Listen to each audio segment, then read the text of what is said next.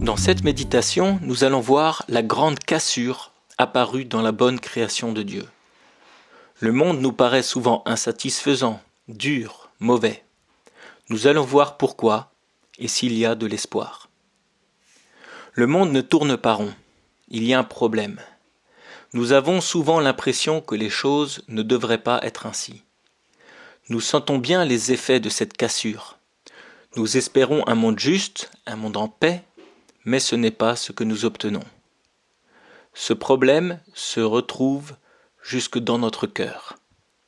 Laissez-moi vous proposer une expérience. Pensez à la personne que vous aimez le plus. Peut-être vos enfants, votre conjoint. Vous arrive-t-il de faire du mal même à cette personne-là ? Nous répondons tous oui à cette question. C'est bien qu'il y a un problème, non seulement autour de nous, mais aussi en nous. D'où vient cela ? La Bible nous raconte, au 3e chapitre de la Genèse, que l'être humain a voulu tourner le dos à Dieu et devenir son propre chef. Adam et Ève ont transgressé l'unique interdiction qui leur avait été donnée. Ils ont mangé du fruit de l'arbre de la connaissance du bien et du mal. Qu'est-ce que cela signifie ? Il s'agit de la volonté d'autonomie dans le domaine moral. La prétention à connaître ce qui est bien et ce qui est mauvais par soi-même. Le choix indépendant de ce qui est bien ou mal. Cela revient à vouloir être son propre Dieu. Mais Dieu ne voulait pas que l'homme soit la référence. L'homme a été conçu pour vivre dans la dépendance de Dieu. Mais l'homme a décidé de se déconnecter de sa source de vie. Il meurt à petit feu. La culpabilité, la honte et la peur sont entrées dans le monde. C'est intéressant d'observer la stratégie du serpent pour tenter Adam et Ève. Ce serpent représente le diable. Voici quelques éléments de sa stratégie. D'abord, il incite à douter de la parole de Dieu. Genèse chapitre 3, verset 1, il dit à la femme, « Dieu a-t-il vraiment dit, vous ne mangerez aucun des fruits des arbres du jardin ?»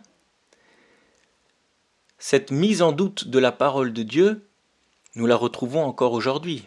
Dieu a-t-il vraiment dit ? Dieu a-t-il simplement parlé dans l'histoire de l'humanité ?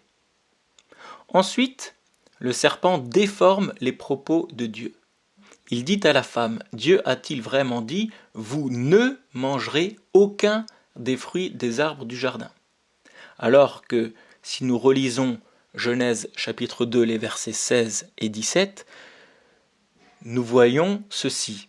L'Éternel Dieu donna cet ordre à l'homme, tu pourras manger les fruits de tous les arbres du jardin, mais tu ne mangeras pas le fruit de l'arbre de la connaissance du bien et du mal, car le jour où tu en mangeras, tu mourras, c'est certain. Le diable cherche à faire passer Dieu pour un rabat-joie, en déformant les propos de Dieu, en insistant sur la négation, en fait, en rajoutant une négation aux propos de Dieu, eh bien, il cherche à faire passer Dieu pour un rabat-joie. Et enfin, le diable nie le message de Dieu.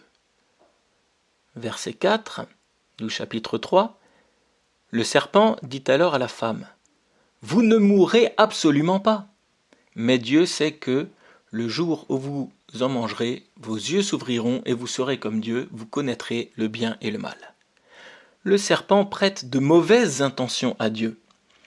Il nie catégoriquement l'affirmation qui consiste à mourir si on prend le fruit défendu, et en plus il prête des mauvaises intentions comme si Dieu avait interdit des choses par jalousie.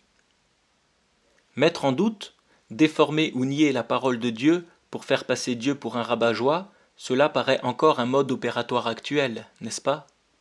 Peut-être que comme moi, vous pouvez voir ces stratégies du diable dans votre propre vie. Il y a là de quoi plomber l'ambiance. Mais laissez-moi finir par quelques lueurs d'espoir présentes dans ce chapitre 3 du livre de la Genèse. J'en soulignerai 3. Dieu cherche l'homme. Où es-tu ? Lui pose-t-il comme question au verset 9. Nous voyons que Dieu cherche l'homme, l'interroge, lui pose des questions.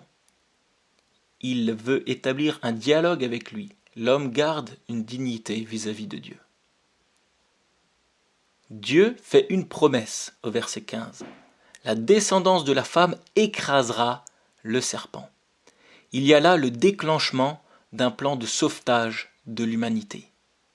Le reste du déroulement de ce plan de sauvetage de l'humanité se déroule tout au long de la Bible.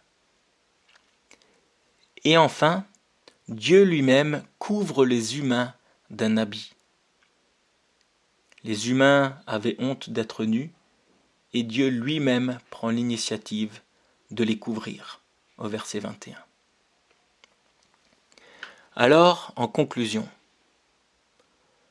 Dieu vous cherche. Où êtes-vous ? C'est intéressant cette question parce que parfois, c'est nous qui la posons à Dieu. Et cela a aussi sa place dans la quête spirituelle. Mais aujourd'hui, Dieu nous pose aussi cette question. Où êtes-vous ? Peut-être que nous nous cachons de ce Dieu qui veut entrer en relation avec nous. Peut-être nous cachons-nous comme Adam et Ève, car nous savons que nous avons transgressé sa volonté. Dieu te cherche. Où es-tu ?